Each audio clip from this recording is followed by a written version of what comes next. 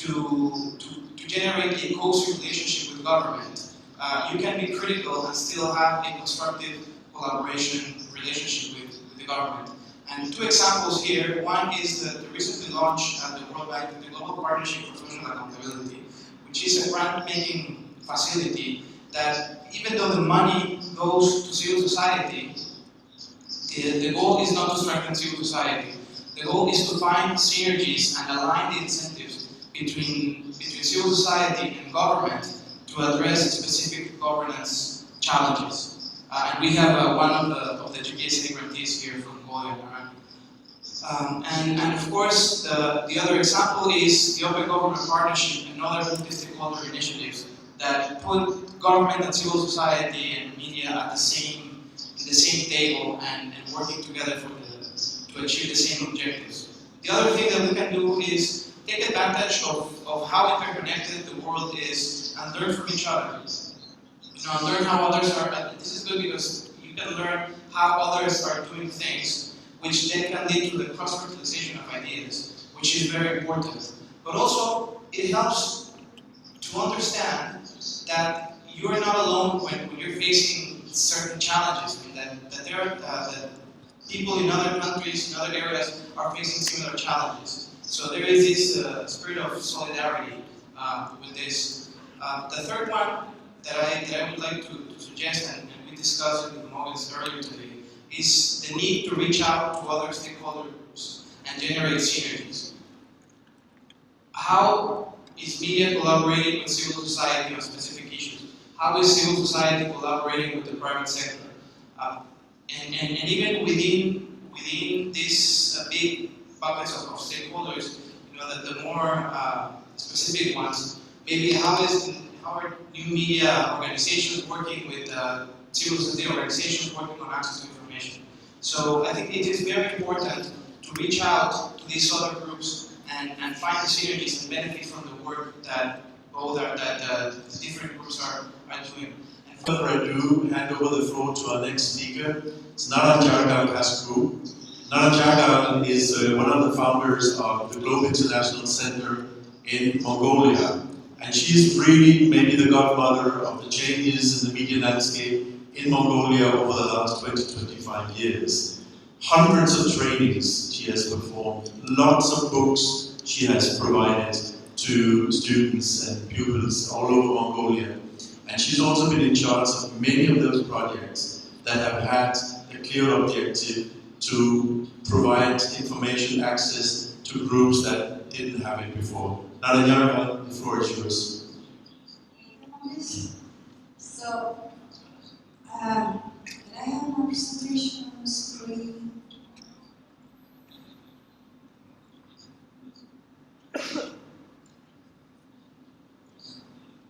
Okay.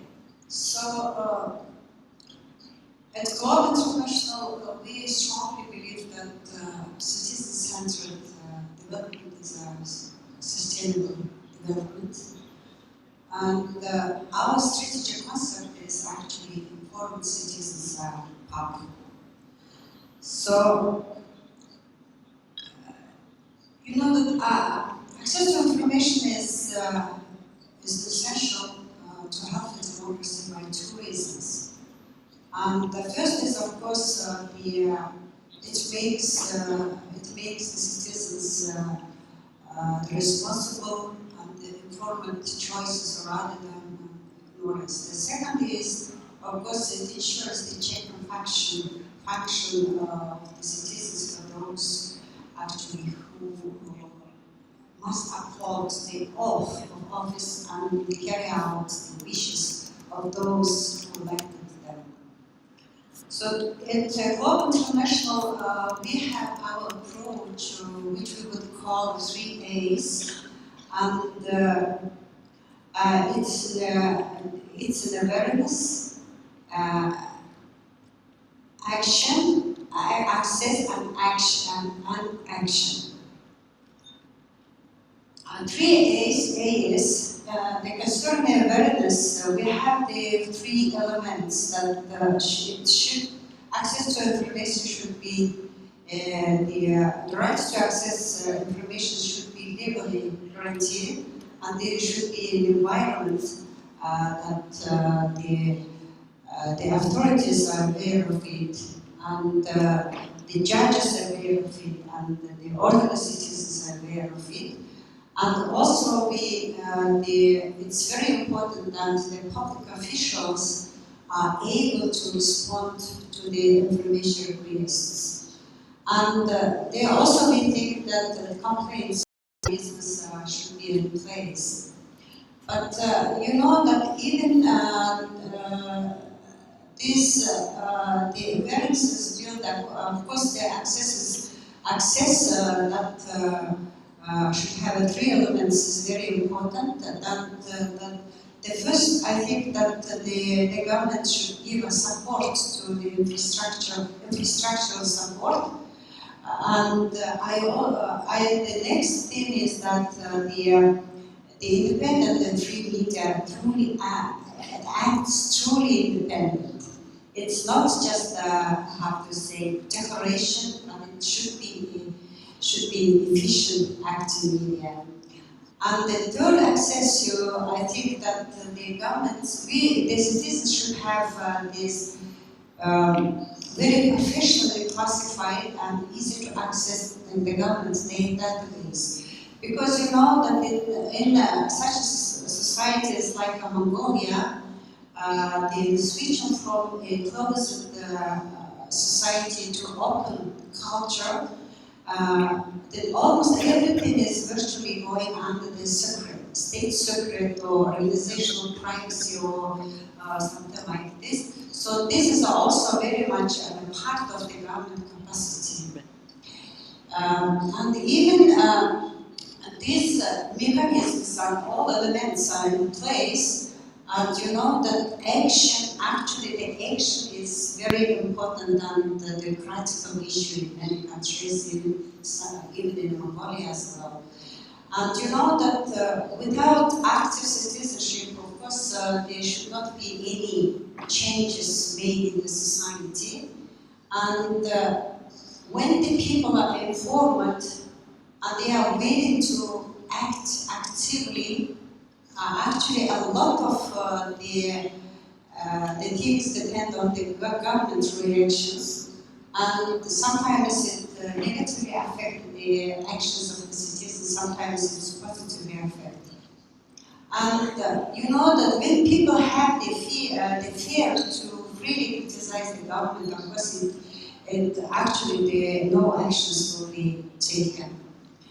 And in relation to that, I would really want to stress on the privacy issue, especially on the right to the anonymity when we deal with the social media. And you know that the people, if the people don't have the protection on expressing themselves and being remain as anonymity as unnamed is very important in their actions. So I would like just to give a more example on the Mongolian case.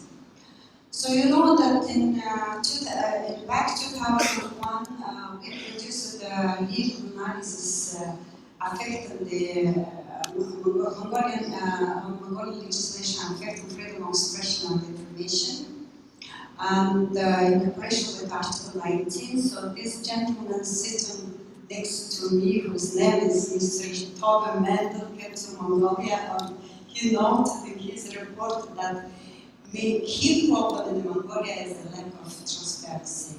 So we just started really promoting transparency and openness in Mongolia since that time.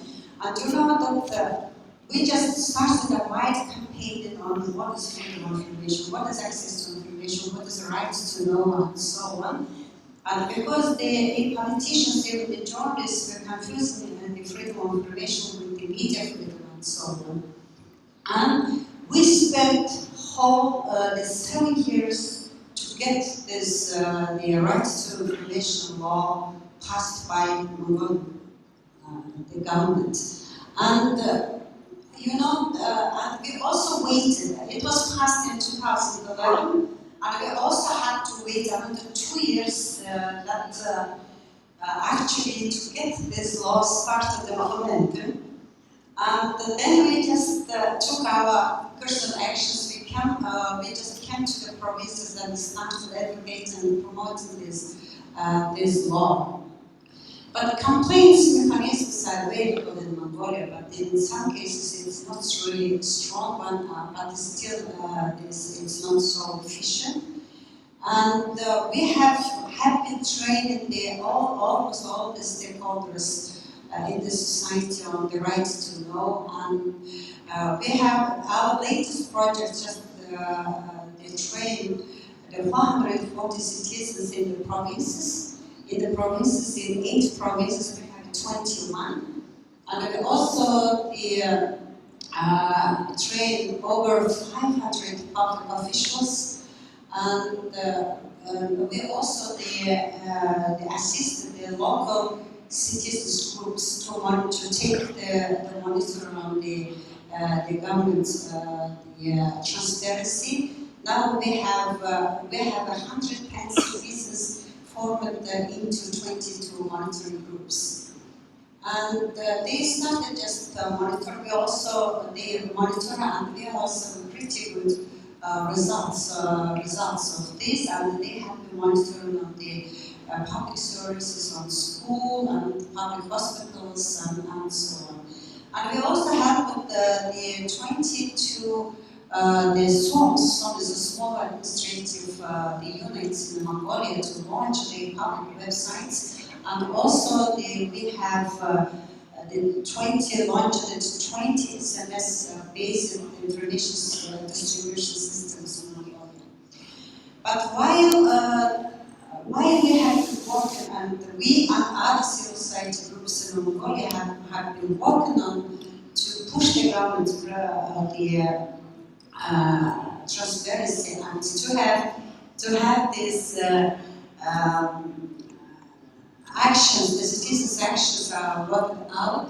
Of course, we have many problems, especially I want to raise the issue of the rights to anonymity. Because you know that we have the government hotline, which is 1111, and but you know that if you call just to give your free criticism about the government, you will be required to ID number. And we also have the government, very strong government regulation that we should, the websites, the news websites, use the Happy Words filter software, and the comments, the internet providers, companies, and the mobile operators are obliged to disclose the persons who actually posted the abusive, offensive, or libel content in the website. And your IP addresses are tracked, and so on. So that's why this is not actually a problem in Mongolia. There are some countries that run, the governments run this whistleblower website, but while there is no legal the protection of the whistleblowers, and they also miss the protection of the confidential sources of the journalists. So this is a key the issue that I would really raise at the policy level. Thank you.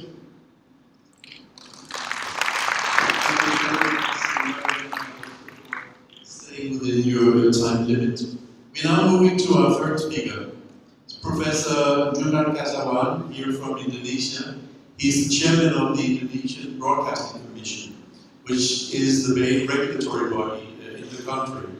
He's also a lecturer at the Faculty of Law at Hasanuddin University in Makassar, and I know that he has written extensively about both broadcasting, telecommunications law, and regulatory frameworks. Professor, the floor is yours. First of all, I want to tell you, because I will not talking about new media. Yes, that's because our activity in Indonesian Broadcasting Commission is not really related with broadcasting. So I will tell you about broadcasting, especially radio and television. We please show my presentation.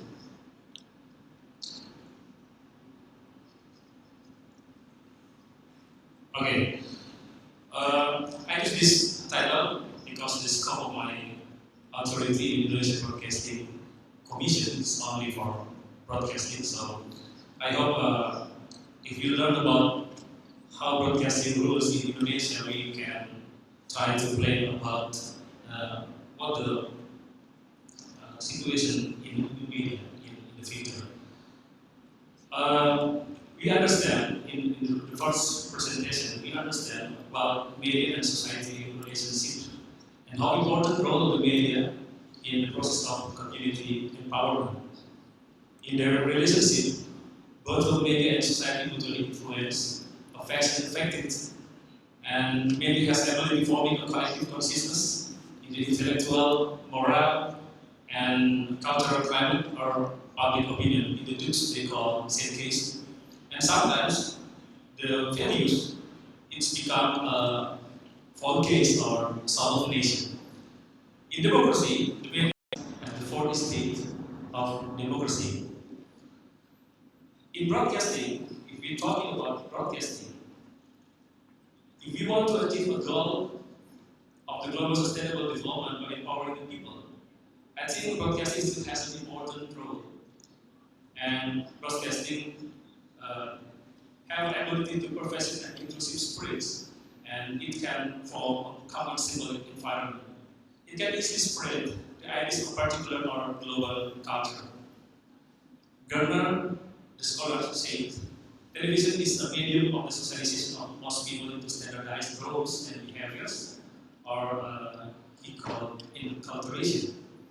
So, broadcasting can provide not only information, it also can provide ideas and education, also can be a platform for cultural expression, strengthening identity, values, and social cohesion. But in Indonesian experience, sometimes broadcasting is considered too excessive and just with sensationality.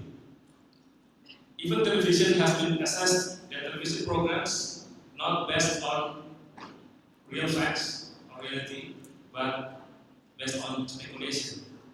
In scholars say hyper reality, especially in attempting to gain advertising revenue. On that situation, we're talking about industrialization of broadcasting. In Indonesian experience, related broadcasting industry, and maybe we can find the same experience in other countries, that there has been a concentration of media ownerships by a handful of conglomerate of enterprise. Otherwise, for the democratization of broadcasting, our Broadcasting Act in 2002 introduced the principle of diversity of ownership and diversity of content with the network station system. We are no longer using the term nationally broadcast, except for public broadcasting.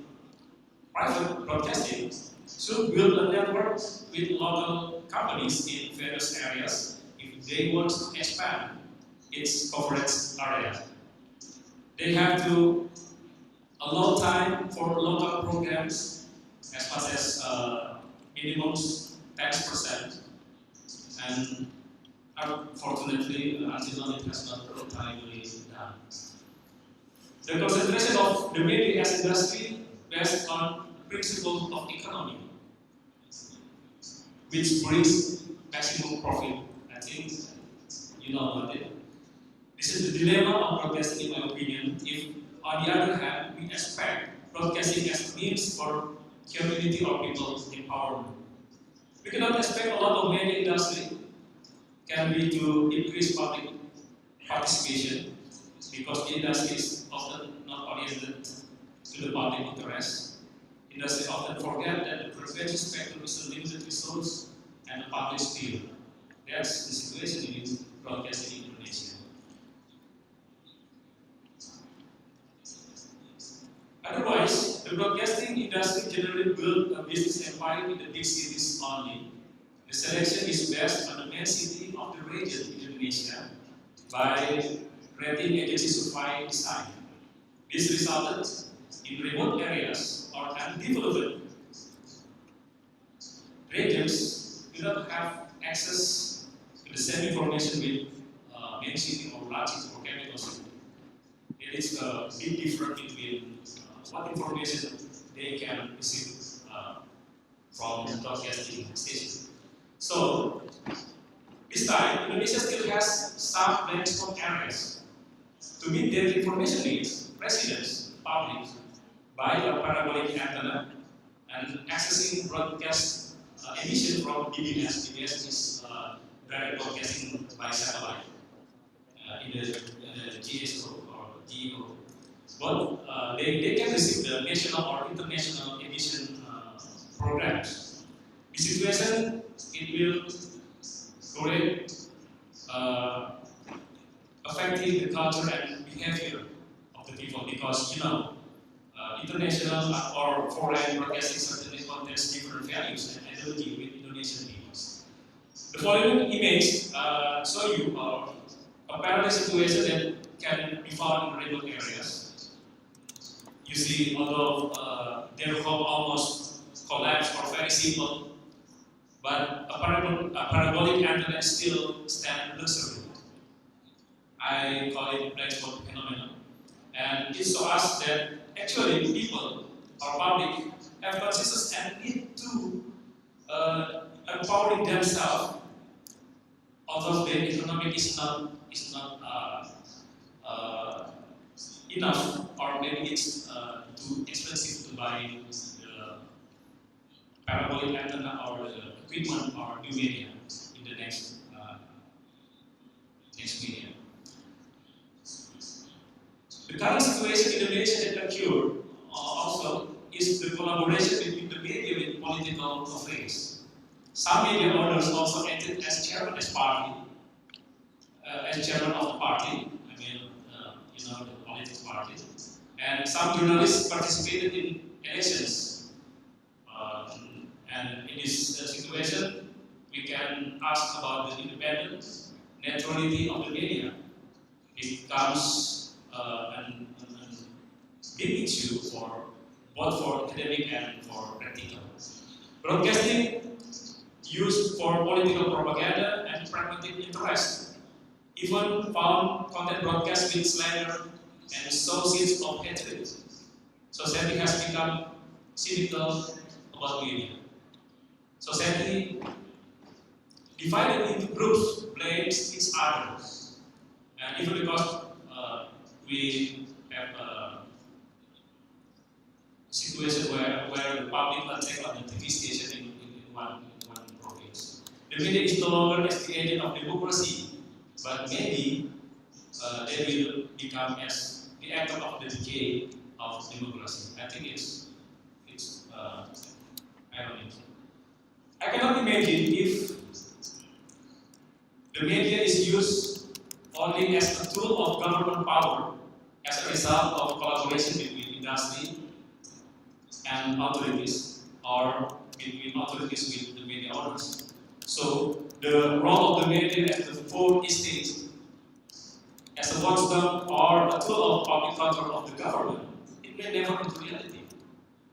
The more hazardous will happen in case the media used as a justification or legitimize the wrong policies and systemic lack of functionality of the rule. The situation I call it political media authoritarian. It's my word, that is a new word. But if you want to use it, I think it's okay. But please remember me. Final slide about sustainability media. If you want to achieve sustainability development, we have to put the media, all of media, not only broadcasting, maybe also for the new media. The function of either. It should always be directed broadcast or designed for strengthening national integration of national issues for democracy, education, character building, and preservation of culture. I think that is UNESCO affairs.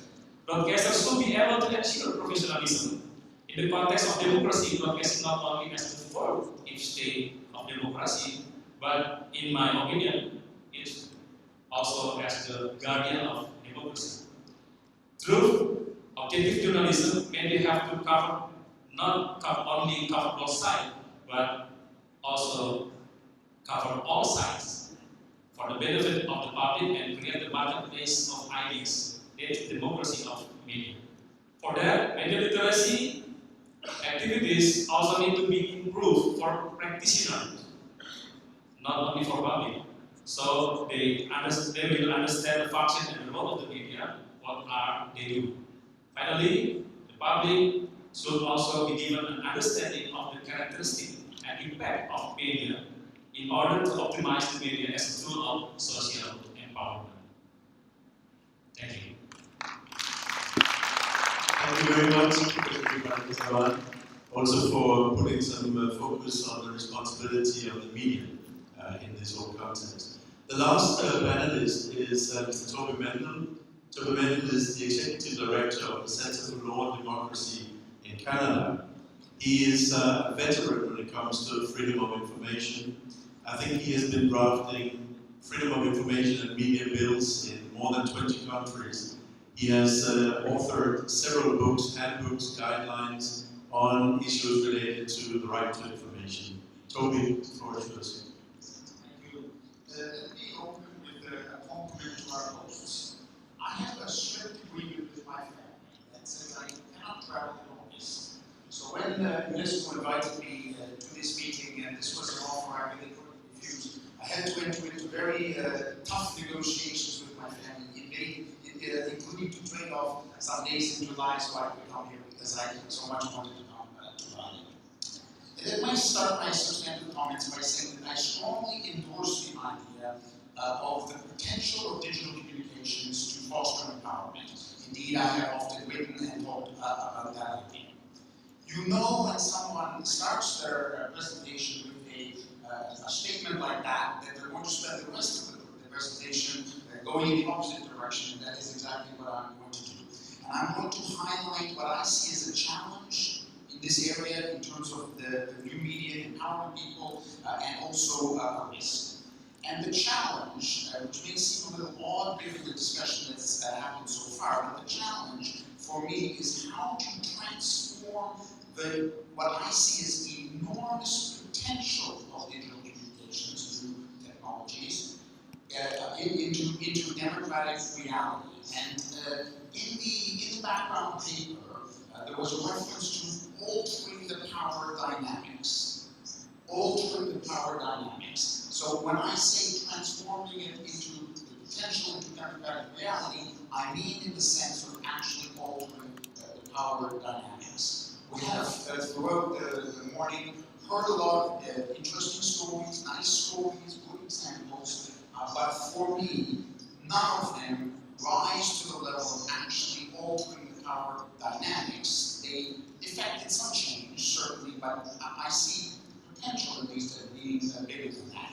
And time is very short, so I'm just going to use a couple of anecdotes to illustrate where I feel that the thing is falling short. And I'll start with Egypt, which may seem like an odd example to start with.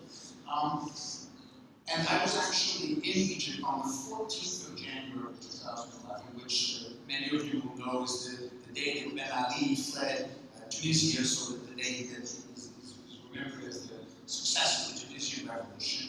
And interestingly, everyone I talked to in Egypt, which I was at a meeting of human rights activists, and of course they were all very excited about what was happening in Tunisia, but every single one of them said that will never happen in Egypt. And of course 11 days later it was happening in Egypt.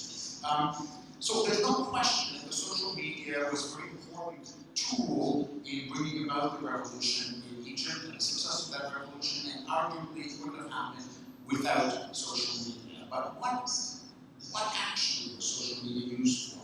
We had an intern with us a couple of summers ago from Egypt, and she had 20,000 followers on Twitter, which I have to confess is a couple more than I have. And just a couple. But she and others overwhelmingly use those tools as communication devices, as super powerful telephones, rather than as media or information. They used it to direct the demonstrators, to bring water to the right places, to inform people when the authorities or thugs were coming, these kinds of things. Communications, not really information or power, I would say. And after the revolution, I think the same actors that had been mobilizing the revolution and very involved in that found it very difficult to translate what we could call as a radical form of participation, the demonstration, into, let's say, more normal forms of participation. That is to say, to engage in the process of change in their country. And I did a lot of work in the area of media and access to information law reform. It's one of, I think, more than 20 countries now that I work on these issues. And what I saw often was activists who knew, they absolutely knew that they wanted things to change, and they wanted things to change radically. And they knew what was wrong, but they were unable to translate that. And these are even, basically high-powered activists. They were kind of difficult to translate that into effective participatory engagement. And the subject of this presentation also refers to the idea of empowering the marginalized and the poor, those people who are absolutely that type of process. And I would go further than that, and I would say that in established democracies, I come from Canada, it's an established democracy, we are witnessing the phenomenon whereby powerful actors, particularly official actors, are able to manipulate new media-based consultations to basically achieve the ends that they want to achieve. And an example I will give was when Canada was designing its OGP action plan, the minister that was responsible for that held a Twitter town hall. And hundreds of people made thousands of tweets, and every possible idea that you could imagine was tweeted, and the minister responded, I think, 37 times to the tweets that he wanted to respond to, and the government took from these 1,000 ideas the 12 that they had already decided that they wanted to use. So they met this criteria of consultation, they posted about new media, new style of communication, and open to everyone, and whatever, and yet I think it was kind of a false or manipulated consultation. So I will say, however, that I will qualify my skepticism. I think at the local level, where the forums are much smaller, the problem that I'm talking about is less extreme, and maybe also in some radical cases. We were told this morning about the water problem in Detroit. I think when you see a radically shocking example like that, perhaps the power of the media consultations can be effective, because simply by advertising this somehow ridiculous problem that people in a developed economy can't get water, just advertising is enough to bring about some change. And it's not just in Egypt or in other areas. I have 3 sons, they're very, very active on social media, but like the Egyptians, they use it almost exclusively as a communications tool. And I think it's not because they don't want to engage or they don't care where they're not politicized. We talk about a lot of issues in my family. I believe that they don't feel they have any actual way to engage. There are issues that concern them, but they have no way to channel that. And it's certainly not a question of literacy. They're far more digitally literate than I am. I think it's because there are no ways to channel their desire to engage. I was at a presentation last week which gave us sort of a quick overview of human progress throughout the ages, and the presentation described the advent of the printing press as the beginning, basically, of democracy, as a radically transforming tool for democracy, and it was. And I think we have yet to see in the area of the new media that level of effect. My second point, which I will present very, very quickly, is about the risk, the threat of privacy in the media, and the Snowden revelations have made it absolutely clear to everyone, if it wasn't clear before, that privacy is really a threat in the digital world. And very briefly, my view is that the digital transformation has brought about profound practical changes to what we can expect in terms of privacy. Basically, to give just one example, historically one's age was considered to be a highly private matter. I'm happy to let you know that I'm 35 years old. But now, unless you know, unless you're a total digital hermit, anyone can find out your age. So age is no longer about privacy. And I think that we have not, either socially or legally, even begun to adapt to the transformation in reality in terms of privacy that digital changes have brought about. And I think that we live in a world where, and I don't have time to explain this, but we can perhaps discuss it in the questions, where basically powerful actors, as the Snowden revelations made clear, governments are abusing privacy, all legally. What was happening by the NSA in the United States was all considered legal. In fact, it had been proved by a secret court, where we see Facebook and other powerful actors. In fact, all of the new internet service providers, they are all radically abusing our privacy. We click OK, without reading the privacy policy. Even if we read it, we probably don't understand it. Of the billion Facebook users around the world, I don't suppose more than maybe 100,000 have really read and understood that policy. And then we give them the right to abuse our privacy as they will.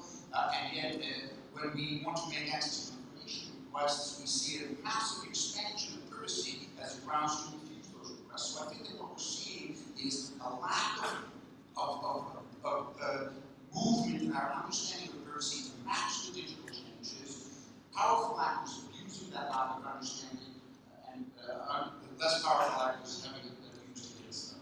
I'll end by saying that I've been a little bit of devil's advocate in my presentation, and I hope that you challenge me in the questions.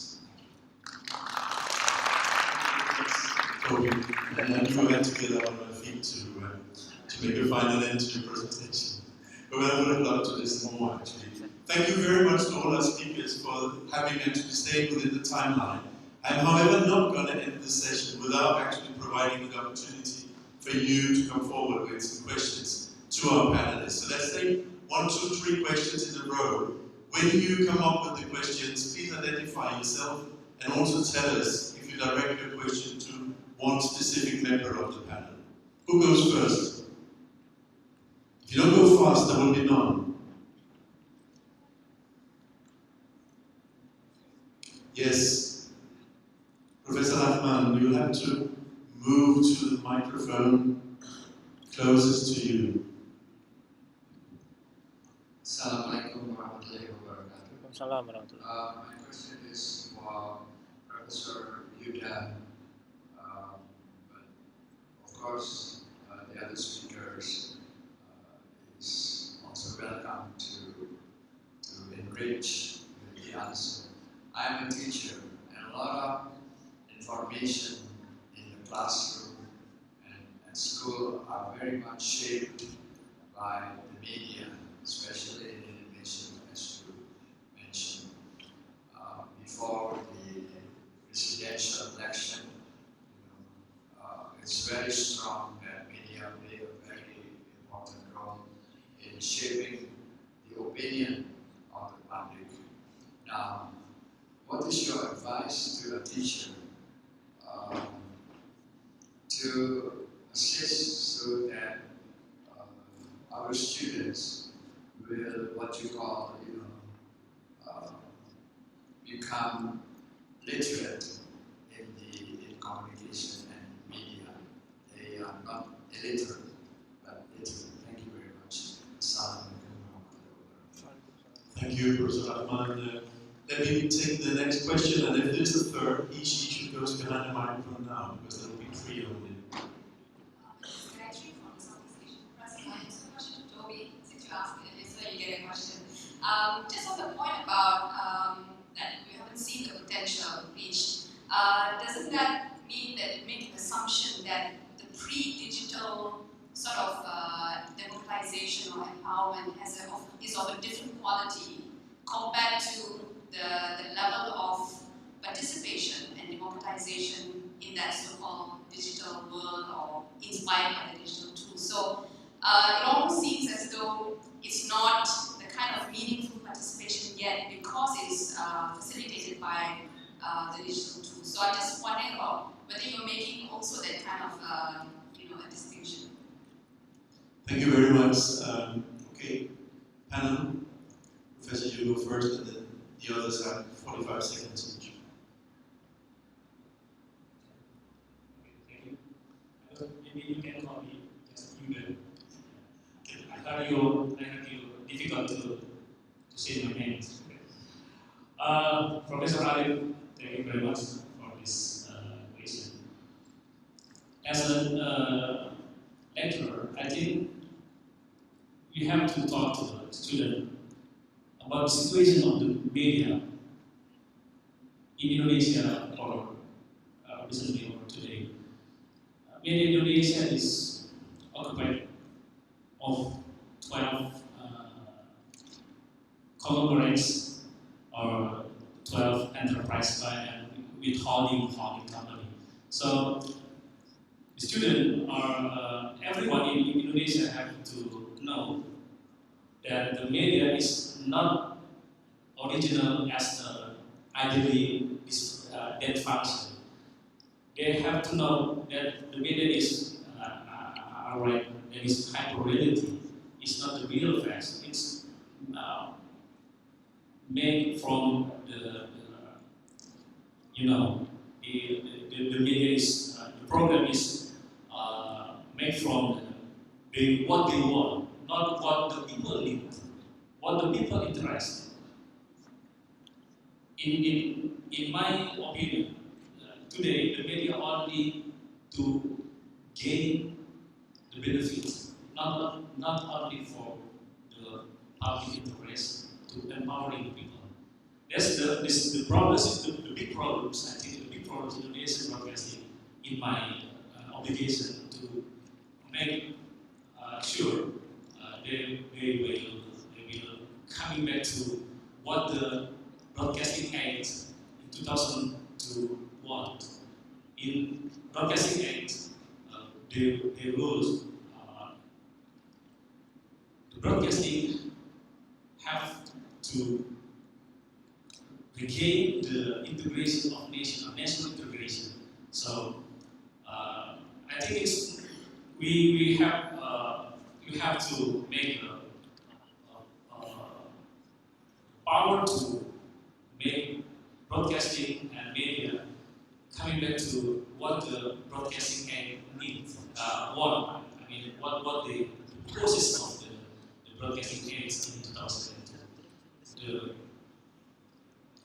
The mainly purpose of the Broadcasting Act is how the media can regain the national integration about the character building and education for the people. I think it's my answer for thank you. Let's take a fast round. Toby, starting with you.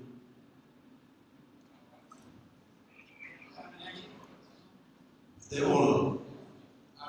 I think the best answer I can give you is that I guess I am starting with the assumption that just as the printing press revolutionized power dynamics, that we could see that happening with digital communication channels. That we could see far more direct democracy, basically far more direct engagement and reduction of the enormous powers that politicians still wield once they've been elected. And I don't think we have really seen that. So there's an assumption that I'm making that there's the potential there. I could imagine ways that might happen, but I don't really see them happening. And just a very quick comment on the literacy. I think the most important component of media literacy is skepticism. My kids, what I try to instill in them is skepticism. Just because you hear it on the television or read it in the newspaper doesn't mean it's true. Doesn't mean it isn't coming from a position. And I think if you teach kids to read with some skepticism, that will be a very important development.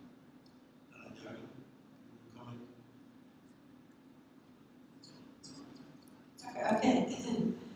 So, you know that the first thing I would say that I'm ashamed the answer issue about the media quality and the journalism quality in this one. It's this one. Because now you know that media manipulates, and the politicians also use media for their manipulation. In my country, for example, so-called paid journalism is flourishing. I'll give you only one example. For example, there was the news website was blocked in Mongolia because the website published a photo reportage on the Prime Minister's website. And after that, this company they produced a television program and paid and aired this program, how this company is nice and how this the website was lying about it, and it was aired by several television stations, and it was paid. And in my country, for example, we have more than 500 media outlets, and it's obvious that so small the media market can't really sustain all this media, and because somebody is hating this media. So I think that the journalism quality is one of the crucial, maybe the most critical issues that we also should criticize it. In the other side, you know that all our web actions are actions leave traces of ourselves. So I think that social media is good and it's a new platform for the citizen engagement. And in other case, that it's also used for very much abusive content as well. So this the reason the issue of the media literacy is very important. That really we have to teach our young people to be very analytic and develop the critical thinking on all these issues. It is very important. We'll come back to that later during the conference. Luis? And just very quickly on this issue of ICT tools and participation, just we need to keep in mind that, again, ICT tools are just that, are tools. You always need the substance behind it. The other, whether you use Twitter or a dedicated online platform, it's just a tool. And with that, I... Okay, so now let me, just before I ask you to give you a big round of applause to our panelists, just before that, I will just tell you that please make the coffee tea break very, very quick. You could eventually take a cup of coffee with you to one of those two brilliant presentations that will start in 4 or 5 minutes from now. One dealing with youth and social media, another one dealing with gender equality. They're in the same halls as the other two parallel sessions earlier on today. And now, please, a round of applause for our panelists. Thank you.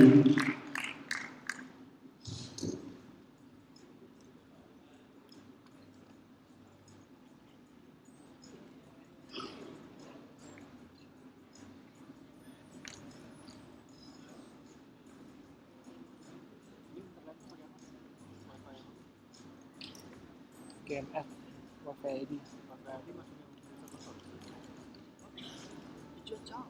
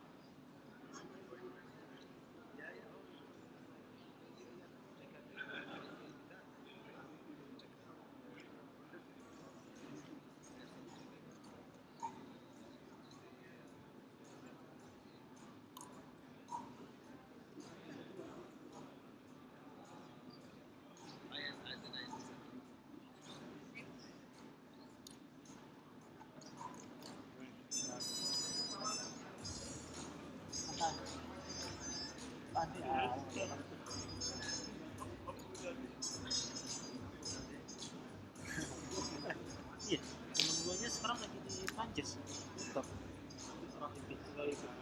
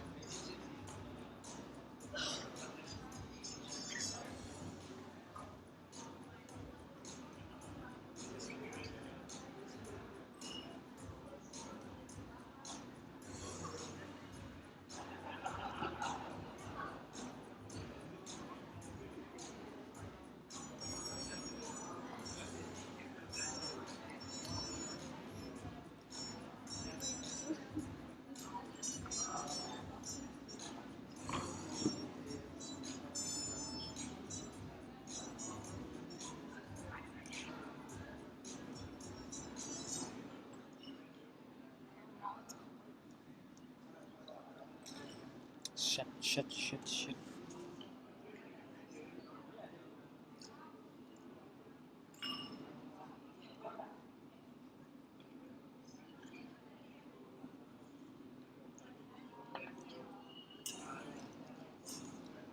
Kita nginep di itu dulu di Lombok. Oh ya, kalau Gimana? bandwidth bareng sama panitia ini.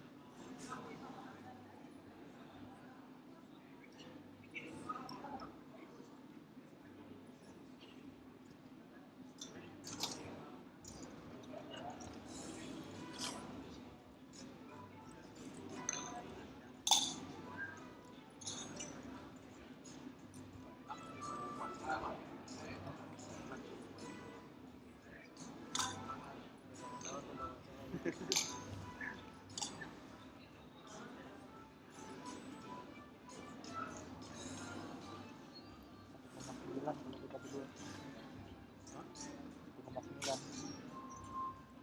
cewek 500 nembak cepet.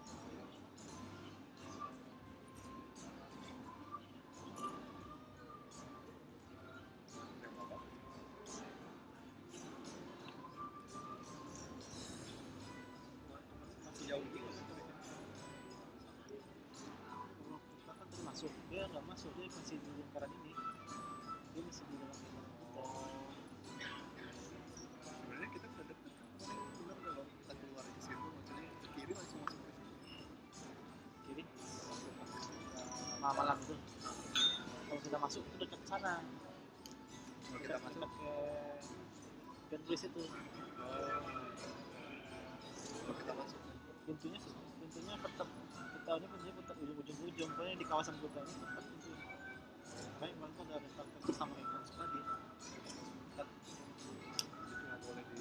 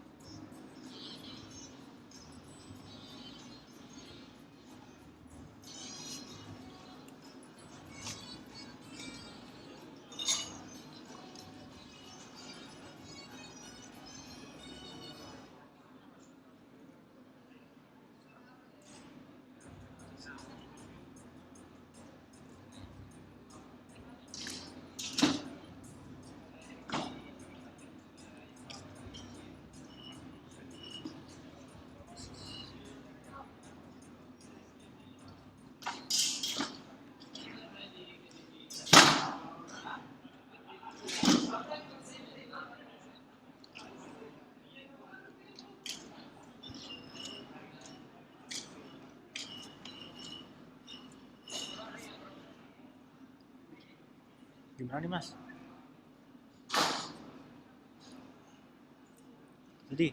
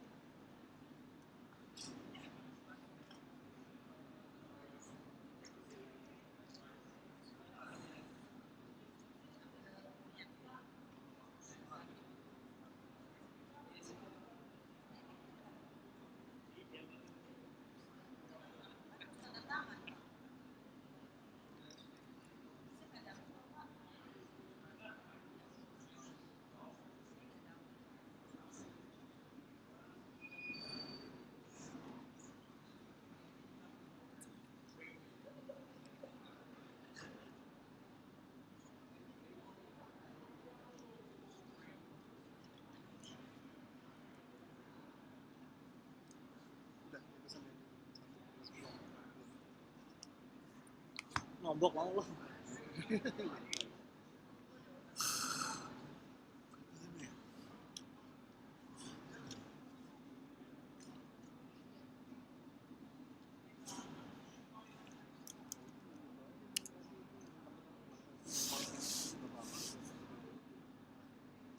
Katanya banyak review katanya kemungkinan sudah terlama 8 bulan itu nggak bisa tutup, pesan tutup ya.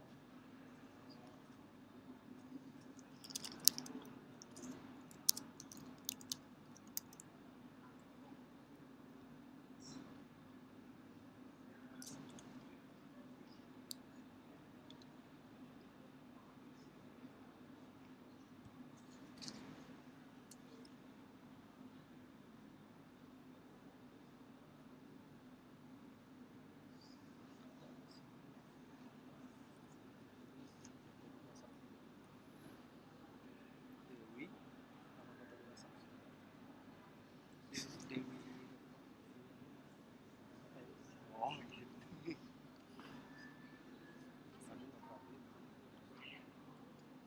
Hah? Apa? Ini? Udah? Ada lagi? Oh iya. Kenapa nggak diambil aja langsung?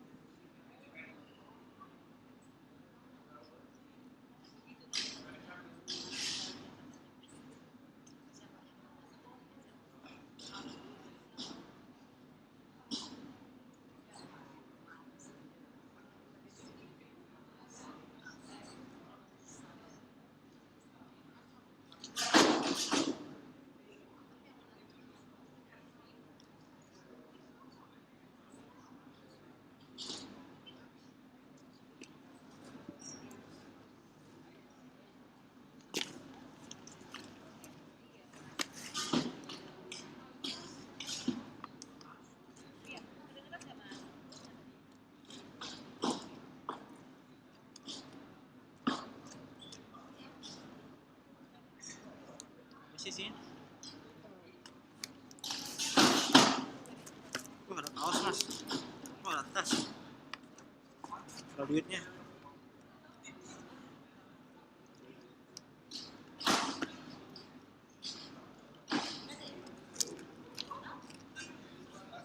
Itu pas mata tuh sistem. Nah, ini langsung sistemnya.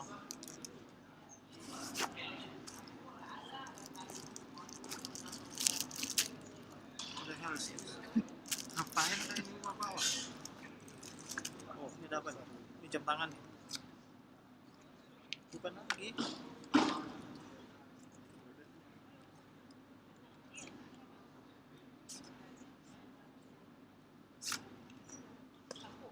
Ini nggak ada.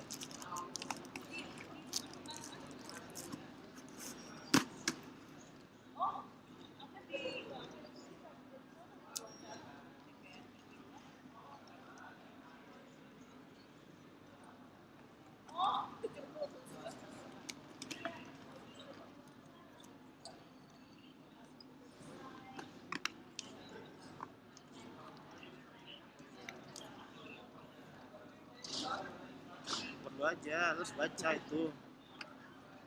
ASEAN 2015 persiapan lu gimana sih lu? Kan ketinggalan sama masalah lain.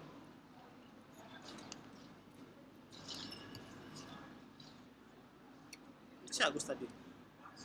Itu si Agus tadi. Bagus tadi ada. Tadi, bagus tadi. Dimintain aja. Laki-laki yang lu bilang tuh. Iya. Namanya apa? Ya elah lu ngomong tapi nggak tahu nama. Astagfirullahaladzim. Itu laki yang di Sandes.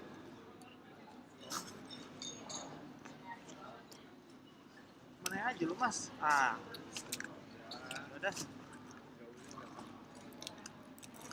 Men, tes di sini. Tes di sini. Dari mana tuh? Tes di sini.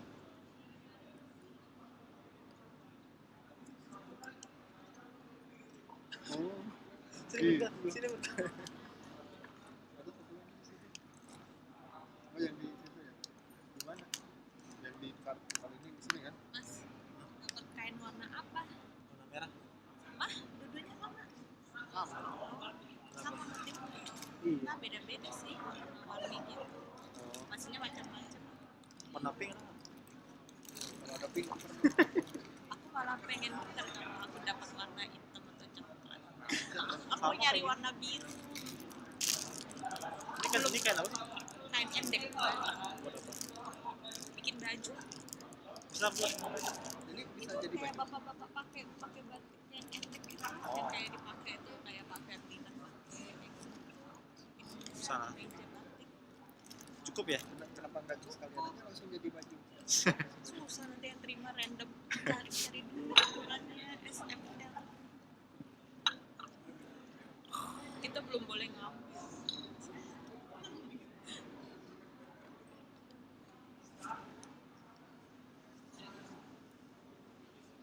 Foto di sana dong ya, kalau foto kan.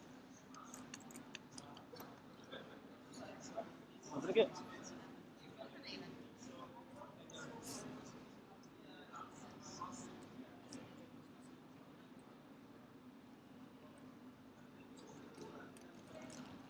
World Trends in Freedom of Expression and Media Development. It's this publication here.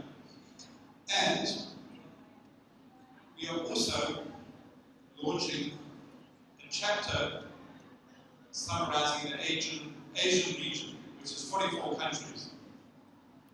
And that is not in print, it's online. This is also online, so if you want copies of both, you can get them online, no problem. And if you answer some questions, you can win a hard copy, at least of the global one. So let me tell you a little bit quickly about this World Trends report, about where it comes from. This came from a Swedish-initiated resolution at the General Conference of the UNESCO governments. 195 governments heard this proposal and they agreed. And they said, yes, let us make the study. What's very important with the study is it says trends. So this is not studying one incident or two incidents or three incidents. This is trying to look at an overview. So 2007 to 2012, that's the period that this covers. And a trend is not something that stops tomorrow. These trends are going on. So the study covers media freedom and pluralism and independence. And the reason why I looks at all of those is because if you only look at freedom, but you don't look at pluralism, you're only looking at 1/3 of the picture. And if you look at the media and you say, well, there's lots of media and it's free, but the journalists don't have the independence to be professional, again, you're only looking at 1/3 of the picture. We also, they went a bit further, we looked at the safety of journalists, because a country can have a free media, but journalists can be intimidated, they can be arbitrarily arrested, they can be killed, and they can start self-censoring. And the last thing was we looked at the gender dimension of all of this. So this is in the study. We've had other launches around the world. We've had in Sweden, USA, Albania, India, and now we've got this event here in Indonesia.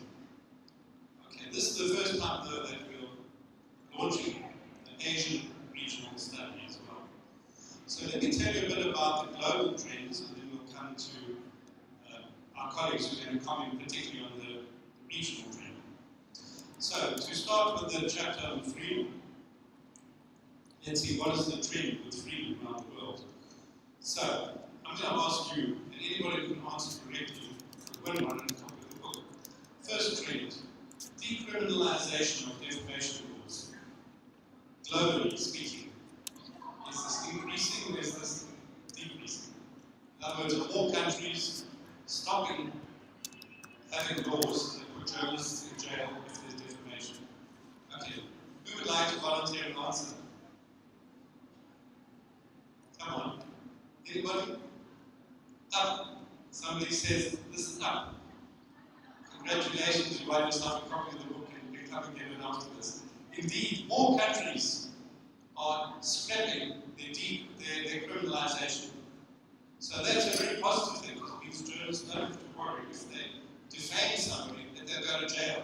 They may face other penalties, but at least they don't go to prison, because it's defamation. It's not killing people or stealing from them. It's a speech crime. And sometimes it's a public interest justification. So that's a great thing. Let's look at another trend, freedom of information laws. Are there more freedom of information laws coming about in the past 5 years? We have somebody who says, yes, they are. Quite right. Yes, that's another very positive trend. So you've also got a copy of the book. There are more freedom of information laws around the world. That's a growing trend. So that's also very positive for people interested in public expression. The protection of sources of journalists, their confidentiality. Who wants to offer a suggestion there? Is this a trend that's increasing? That there's more protection in more countries? Or less? Somebody over there. Less. I'm afraid you're wrong. This is also positive. Okay, so you didn't win. But because you tried, you can have a copy of the book, so come up afterwards. But that's also fantastic, isn't it? That actually more countries are protecting sources of journalists today than they were 5 years ago.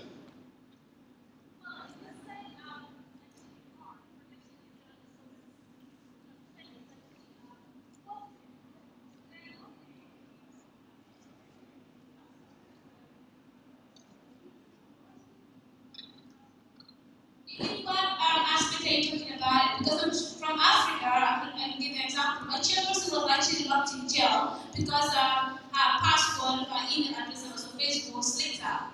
And there is no confidentiality of her, personal sources. Or sometimes the reason why journalists don't even have adequate information on certain crimes that happen in areas is because people are afraid to come out and tell them this is exactly what happened because they're not sure whether they are protected. Sure. Yeah. No, this is exactly it. That the idea of protecting the sources of journalists is so whistleblowers can bring information about corruption to a journalist without the fear that they will have to become public. So this is why it's a very good thing for public interest, for journalists to have the protection of sources of journalists. In the case of your director, who's passport, that's not what we're talking about here. Yeah, we're talking about the protection of confidential sources for journalists. So this is positive. Your first example is negative. Okay, but you get a book anyway to offer the answer. So those are all the positive things. Very good on the freedom level. Negative. You all know this. There's increasing censorship, filtering, blocking, surveillance. It used to be freer, and now that's closing. There's also the privatization of censorship, whereby intermediaries, by which we mean internet service providers, search engines, social networks, mobile phone companies, they all are beginning to play this role of the privatized censor. And you know something? We don't vote for them. So we can't actually go and get redress from them. In terms of service, they decide how they're going to do it. Also negative, in many countries, not many, but in a growing number, you need permission to publish on the internet. If you have a blog site with more than 3,000 people, you need permission in some countries, for example. Another negative thing is that in terms of laws that require that boards of media companies or boards of regulators should have equal representation of women and men, there's still a lack of laws that require that. So that's not a good trend, because actually we should really be making progress on that. So that's the freedom side. Let me move on to the pluralism side. In terms of ownership, there are some positive things in access. Well, positive, many more people, of course, have access to media now because they can access to receive and access to produce the mobile internet. There's also new global media actors, there are far more choices. Who wants to volunteer an example? Give me an example of a new global media actor that provides more choice to the public. I'm hearing some whispers over here. Come on, we had a person here, our keynote speaker this morning, Al Jazeera. Okay. Al Jazeera is an example of a new global media actor providing more choice. Nobody wins a copy there because you didn't say. Community media is growing worldwide. Community radio in particular. And in some countries you also have cooperatives developing to try and produce media. You have non-profits, you have special investigative NGOs, investigators, NGOs. That's positive for pluralism.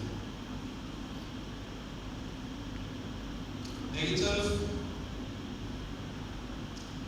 Okay, there's more concentration of ownership.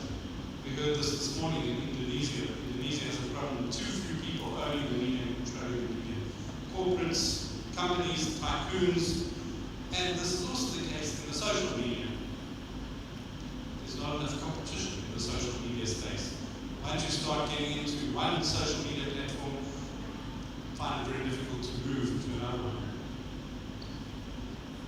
This is also a negative thing on ownership. State ownership of broadcasting as a monopoly has tended to fall away. But there's still, of the state-owned media, the publicly owned media, there still tends to be government control. So that's the negative.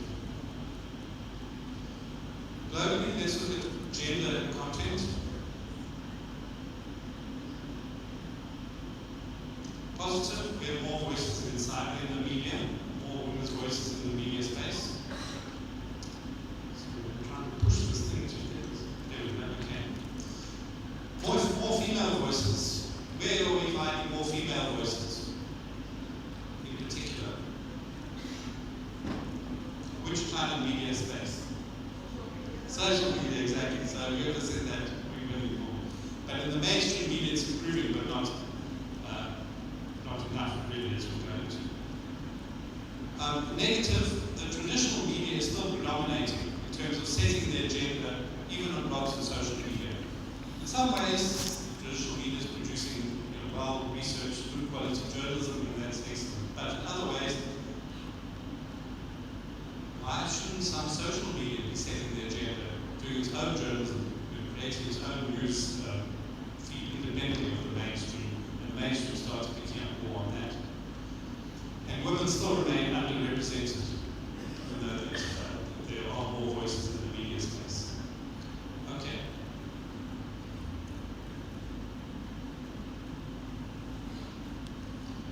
Coming towards the end, media independence. This is the independence of journalists to be professional journalists, to follow, in other words, the ethics of journalism, not to pay journalism, where somebody pays them to write a story in a particular way, or to cover a certain television story in a particular way, and so on.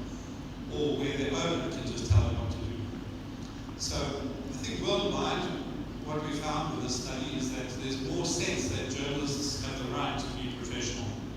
They should be independent. So they should be accountable to the ethics, not to the owner or to somebody who's prepared to ground them. With all the social media, journalists are under scrutiny. So if it becomes clear a journalist is telling lies or distorting a story, this can become much more public. So that's positive.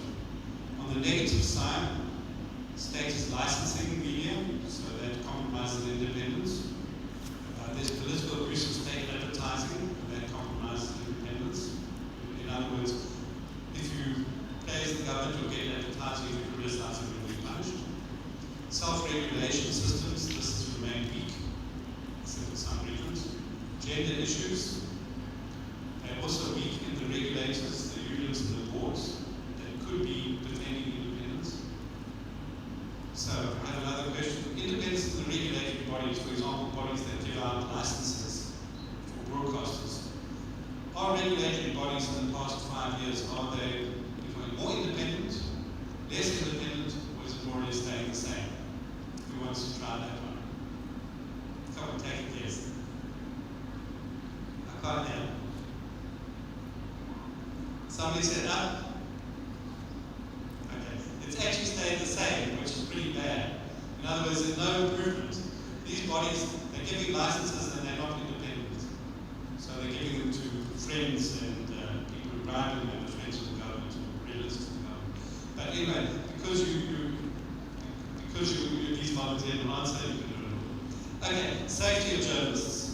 Impunity means when those who attack journalists don't get punished. That's what we mean with impunity. So with safety, impunity for attacks and imprisonment.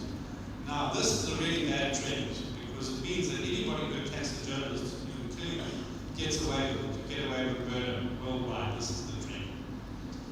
So this is the number of journalists who were killed over this period, 410. Of course, the numbers increased since then. UNESCO asks the governments to tell us what is happening in the judicial process to follow up the killings of the journalists. Only 42% of the governments respond with this information. Okay. That's not a very good response rate. It doesn't really send the signal of commitment to enforcing justice and the rule of law for journalists. And of the information that was received, of those 410 journalists, only 1% were actually the killers brought to book. So this is actually a terrible trend.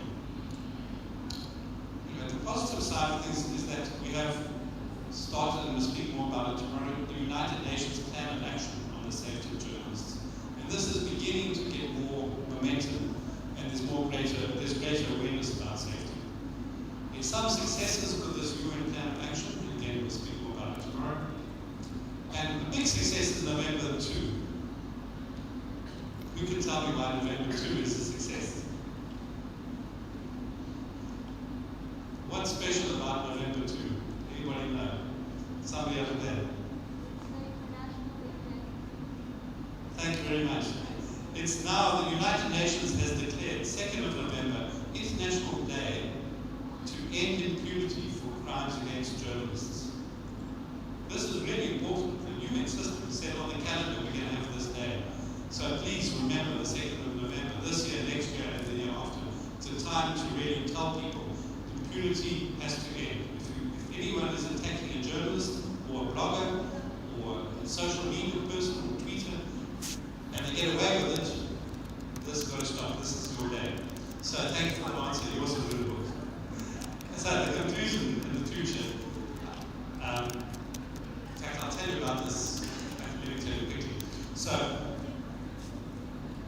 we want to continue this monitoring of 4 trends, 4 fields that I've covered for you: the freedom, the pluralism, independence, and safety, and the gender. And we'll do next year just a few selected ones. So we're going to look at internet issues.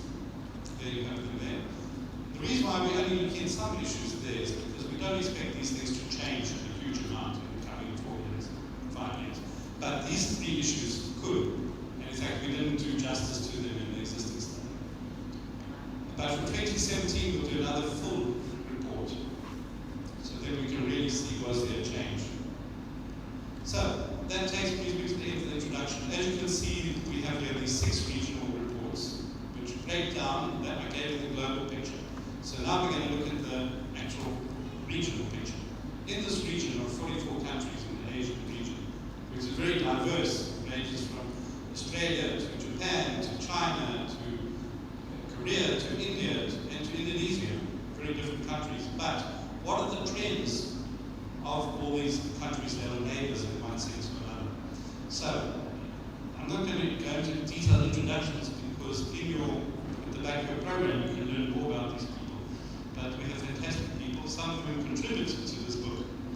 Anyway, first of all, we're going to have Professor Ying Chen to tell us about what is in the Asian chapter concerning the freedom of the media. Thank you, Ying. Thank you, Guy, and congratulations for the good work. You gave us a baseline to measure and compare trends trends on all these important issues. And but you just described the global trend, right? So on the issue of media freedom, you listed 3 positive trends globally, but I have bad news for you.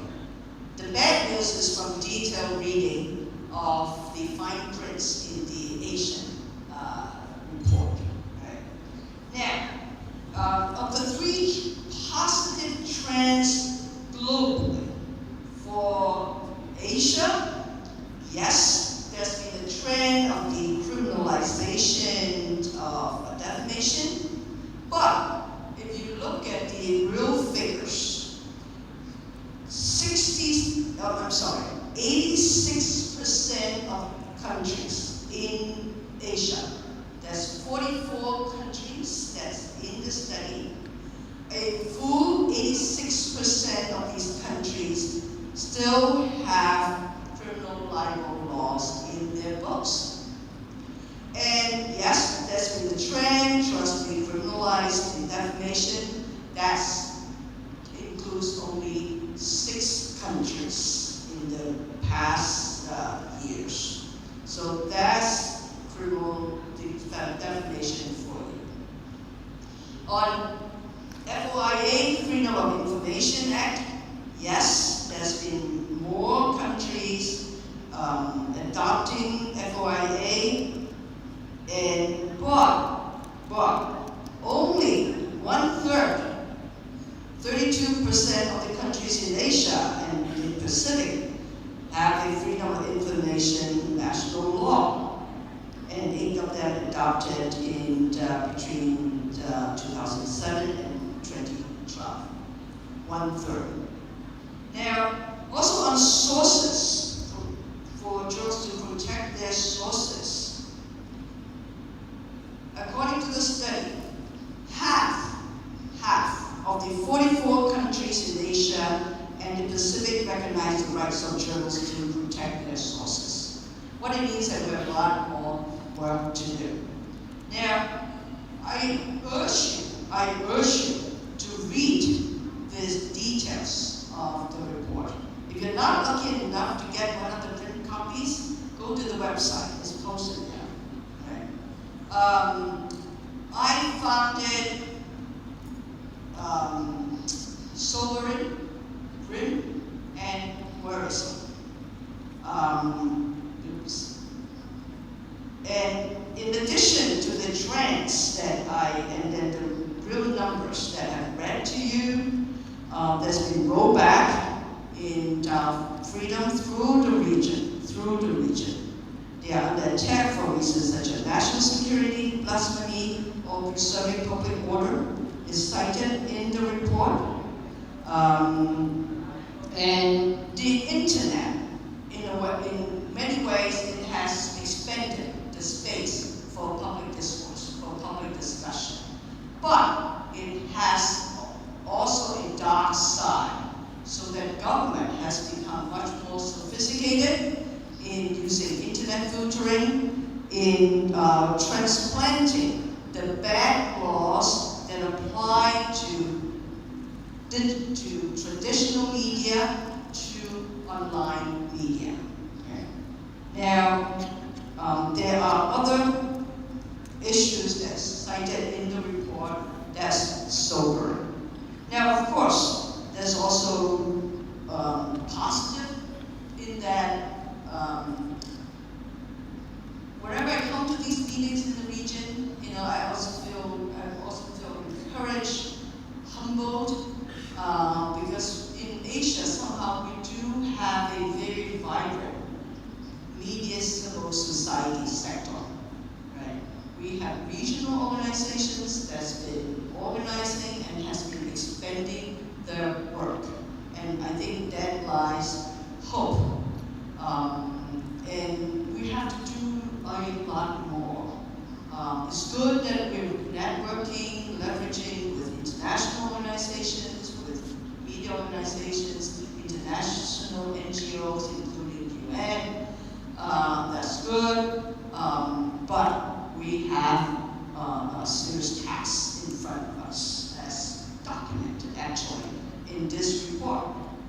seconds, very quickly. I just have to do a very quick search of the reports from the Committee to Protect Journalists. They come to my email. We have police raids newspaper office, arrest editors in Bangladesh. These are the headlines. Journalists fear abduction in the Maldives. We have Indonesian arrest 2 French journalists reporting in Papaya. We have rollbacks arrests Gundam in Burma, and so on and on and on. I have more than 20 entries since June. Media alerts from CPJ. So I'll stop here, and the script is so great. We have a lot more work to do. Thank you so much. You can see why she's a journalism professor. She comes to the point, she highlights the key points, and makes us think, and hopefully act. So our next speaker will be Amu George, who's a journalist. And Cherry George, Amu, you helped us write the gender component, and I've asked you if you can tell us what is the situation in the region, in pluralism, particularly with gender. Thank you. Can you put on the... I actually was asked to look at both the regional thing and the gender, so good evening. I worked on a background paper on media pluralism and gender that fed into this report. And I'm far from an expert on media pluralism, but I feel much more educated on the subjects thanks to all the reading I had to do in the course of writing the paper. In the report, pluralism is conceptualized as a matter of economic ownership and control, as well as diversity of journalistic content across media platforms. But I'd like to share some of my favorites from the various descriptions of media pluralism that I came across in the course of my research. I put them on slides to save time. This is one.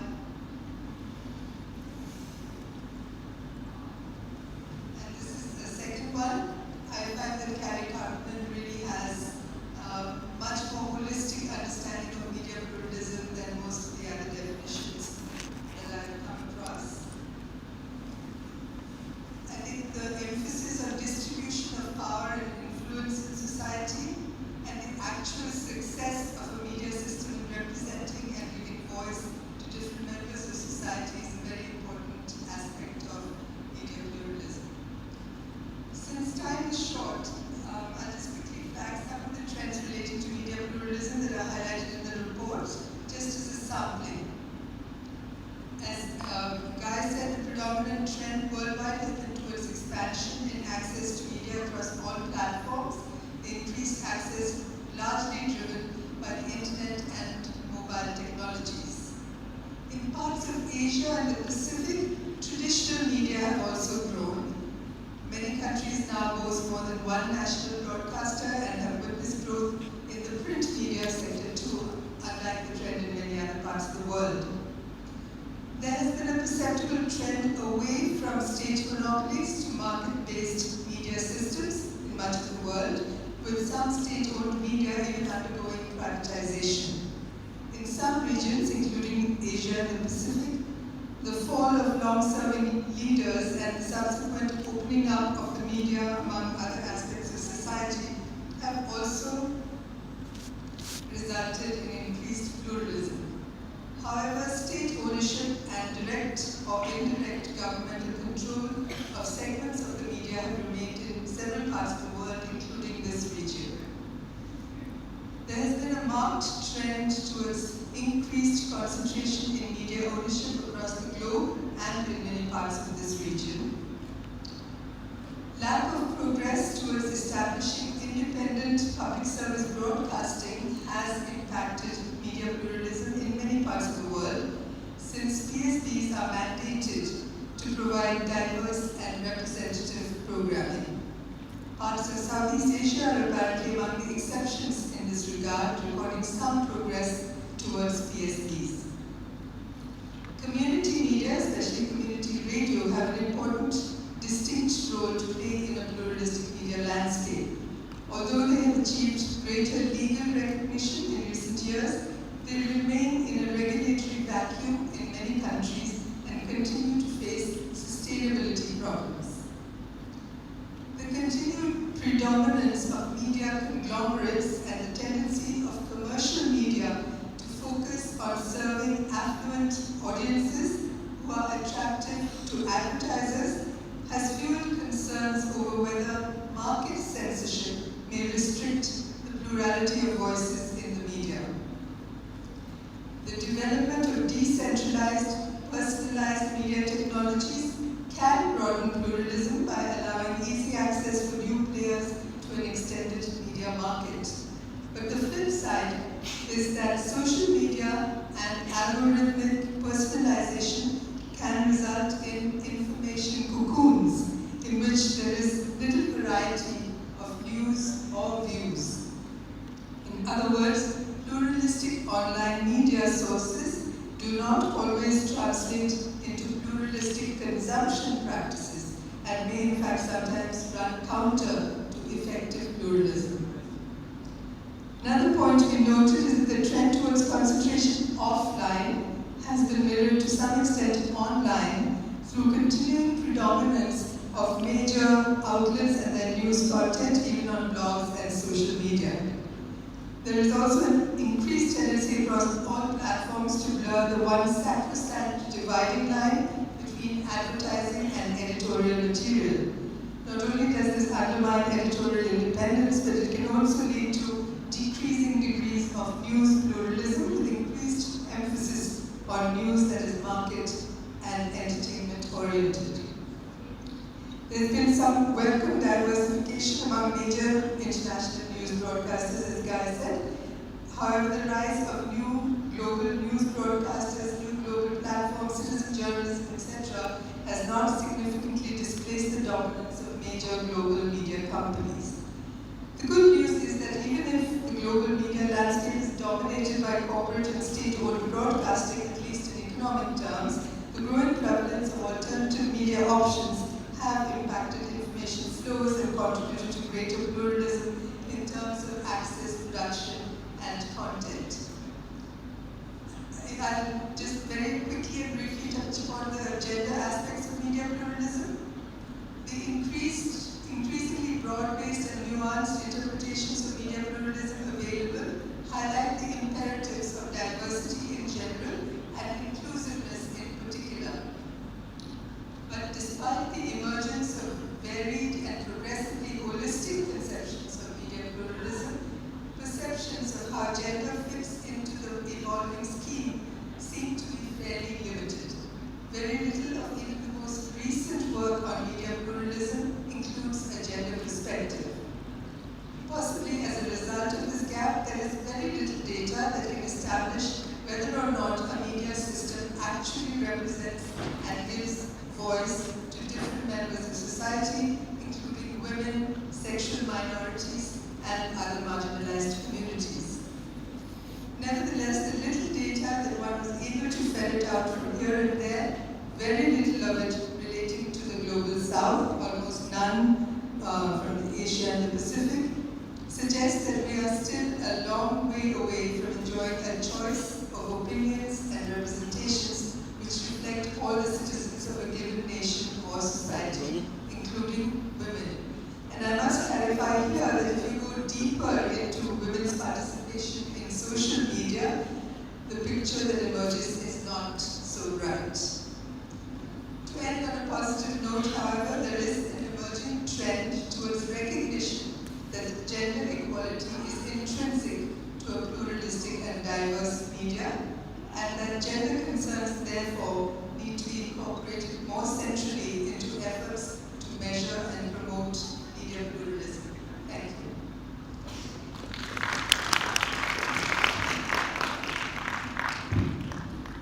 Thank you so much, Namu, and thanks to those of you who are tweeting about this report.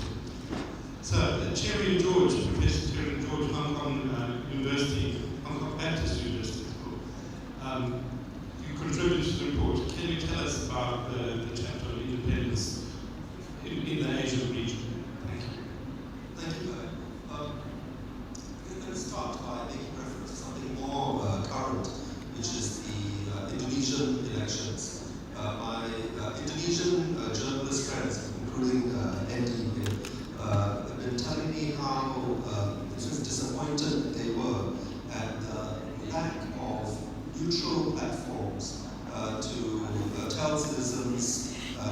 citizens about the choices that they face in what is the world's third largest democracy.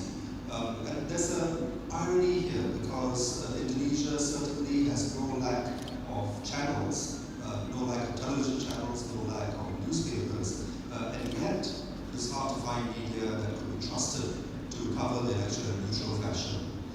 In a way, this is similar to the observation that many of us have when we travel anywhere in Asia or anywhere in the world these days, when we're confronted with a remote control that can spin through 100 or more channels and still find nothing to watch.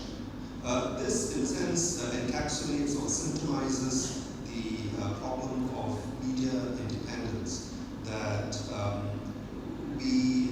it's a problem that is Asia-wide, where we have a lack of respect, lack of opportunity for journalists to autonomously apply their professional skills to serve the public.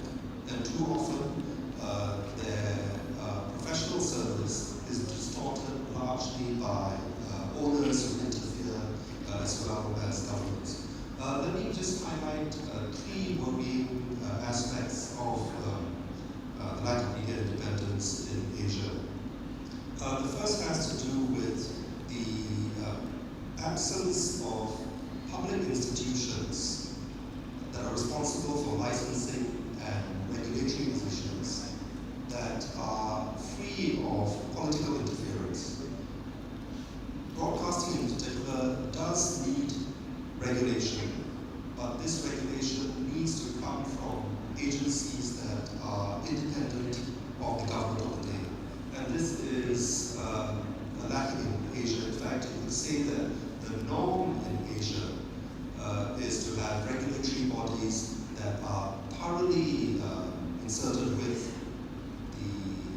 the views and preferences of the governments of the day. As a result, you have licenses given to cronies, you have licenses given to businessmen who have little or no interest in serving the public in a way that professional journalists would like to. Second, and this has been touched on by already, there is a need for public service broadcasting that transcends the sort of narrow commercial or partisan interests. Public service broadcasting that is public funded but not government controlled.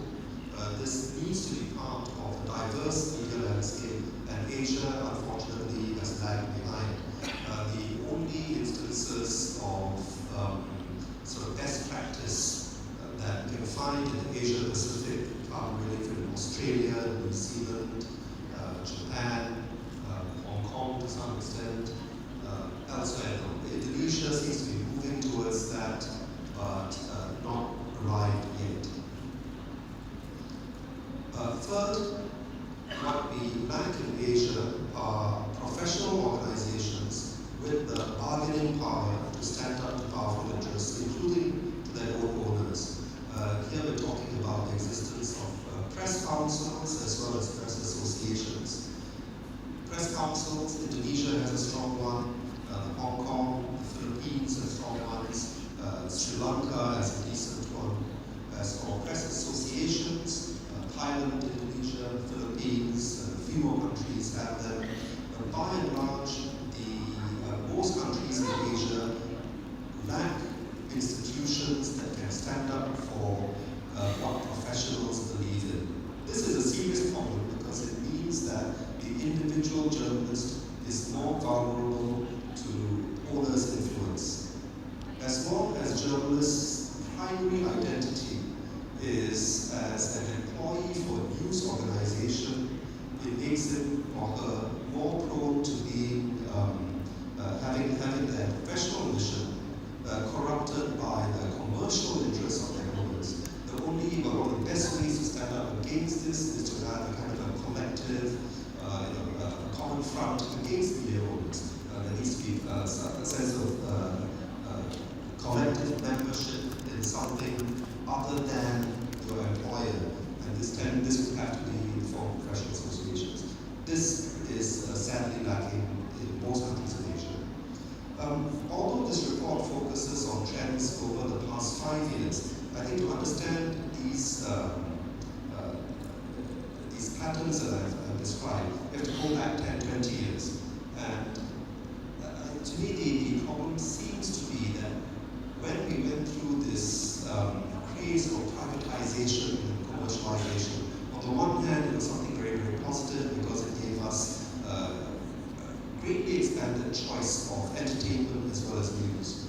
And I think we mistakenly felt that the answer was laissez-faire. As long as you, as government, stepped out and let business step in, the public interest would be served. But it wasn't, because in fact, the institutions like independent regulators, like press councils, like press associations, and so on, to ensure that it's not just consumers' interests are taken care of, but also the public interest. And that unfortunately seems to be the state of affairs as far as media independence in Asia is concerned. Thank you. Thank you so much, Cherry, also for taking us further back to show where the last 5 years came from. Ulla Carlson, I asked her to join us because she is the evil genius behind the study. Ulla Carlson will tell us a bit, and I've asked her to tell us her role in the study, and then also to tell us a bit about the safety situation that we report in the Asian chapter. Thank you, Ulla.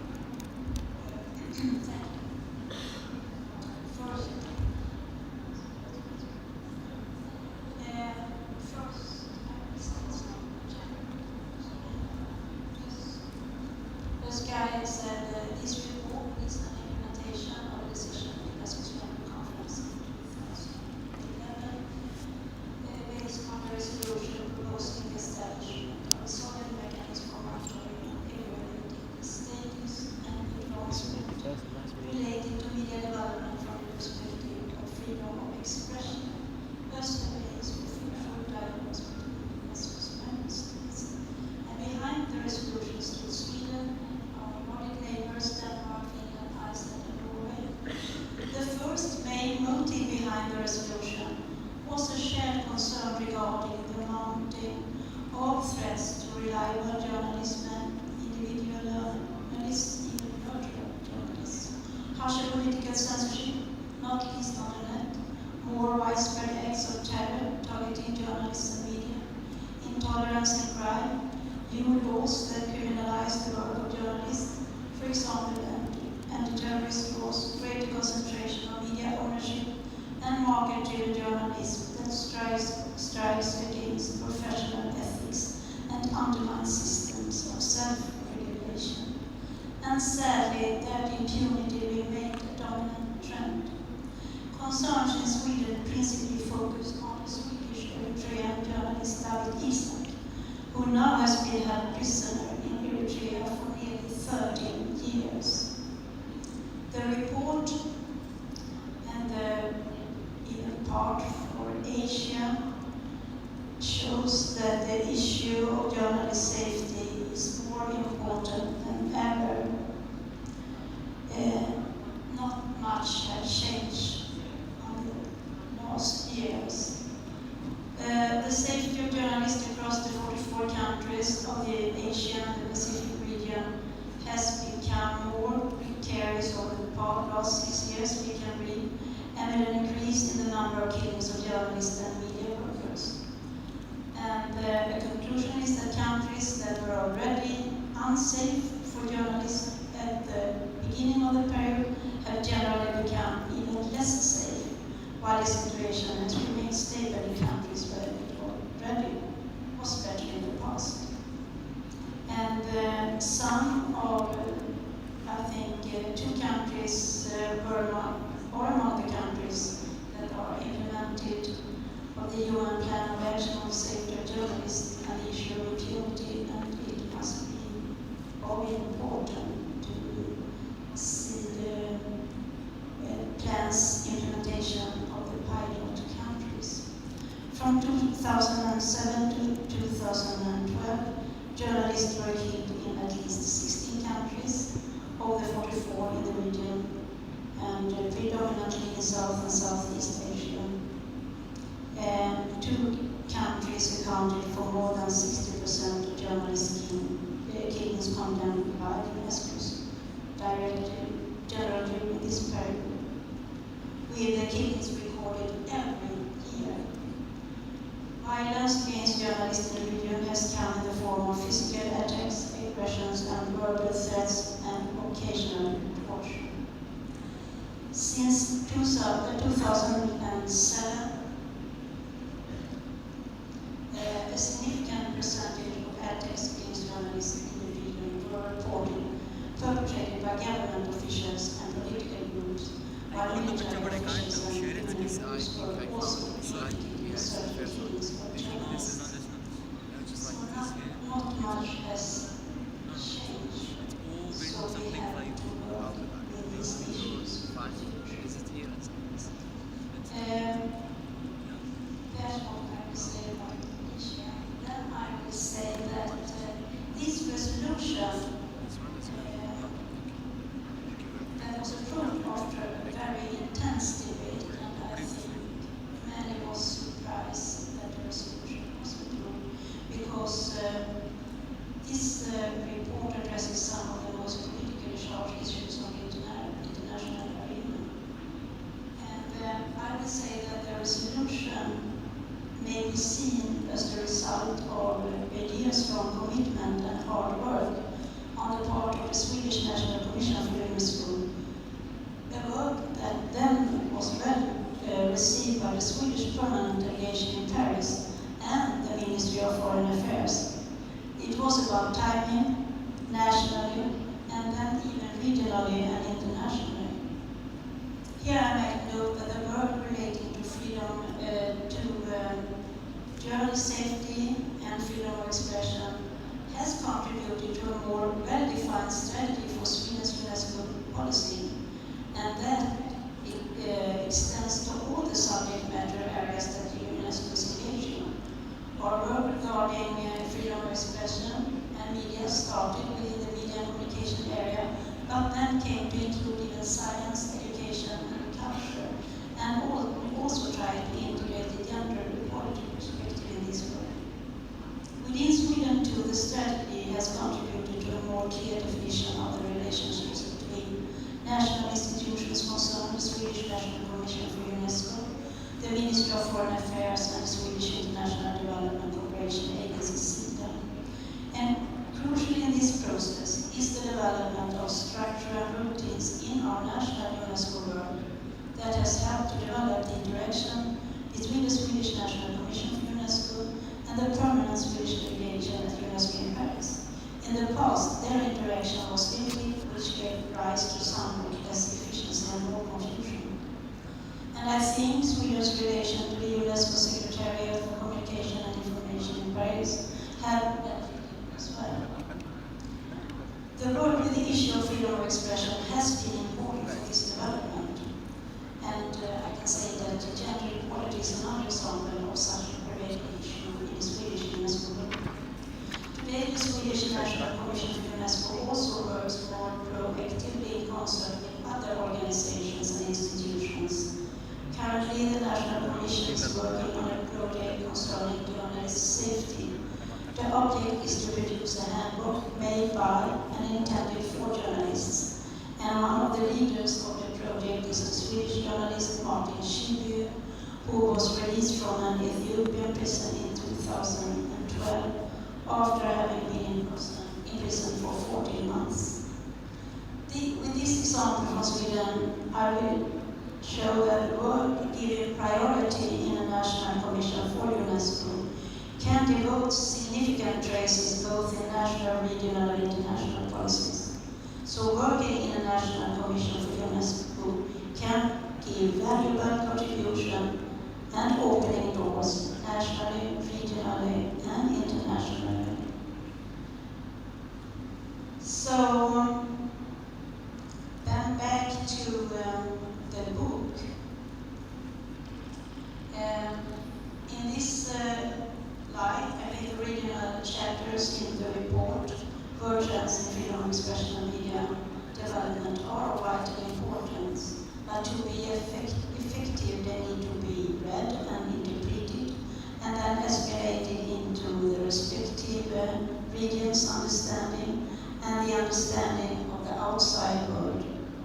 results need to be discussed in constructive dialogues between countries in global and regional fora. It is also important for the benefit of future work in this area for the report to be read with a critical eye and that it be debated publicly. I think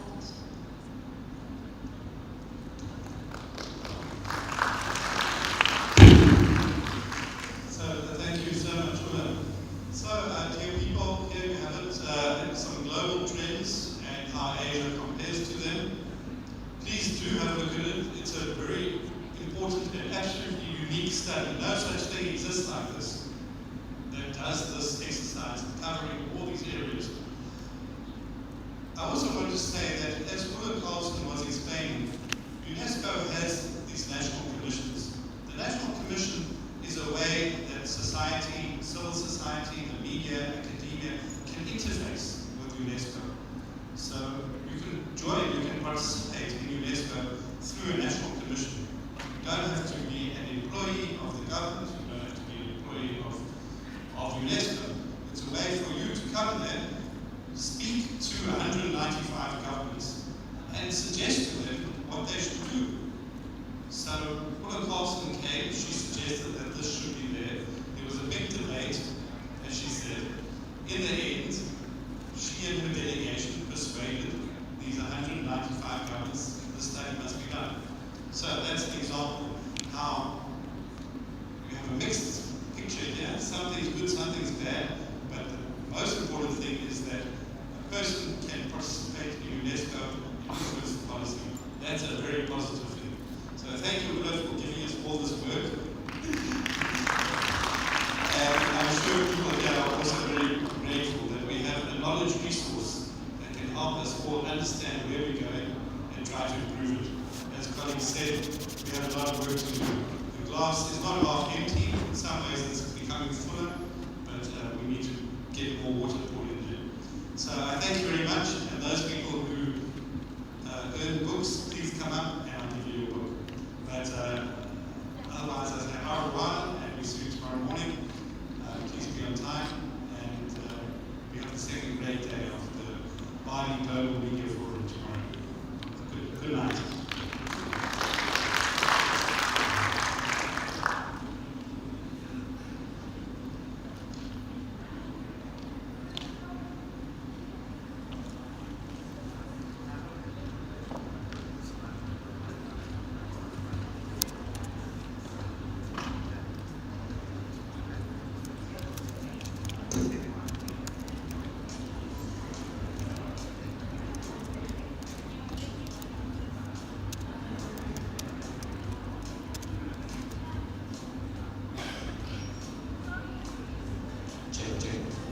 Can you just give us a minute?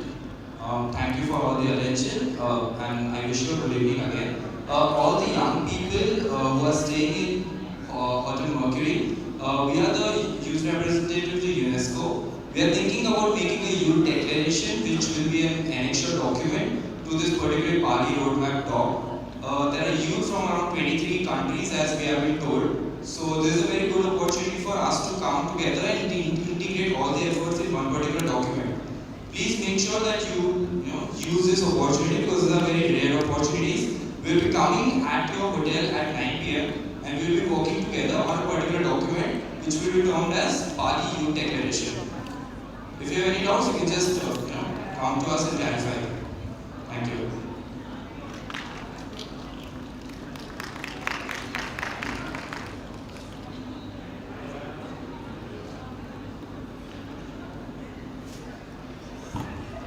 Lu install di mana tuh? Di situ atau di kantor? Bukan di virtual lu? Apa? Bukan di virtual? Belum dipasang. Bukan virtual di kafe? Bukan?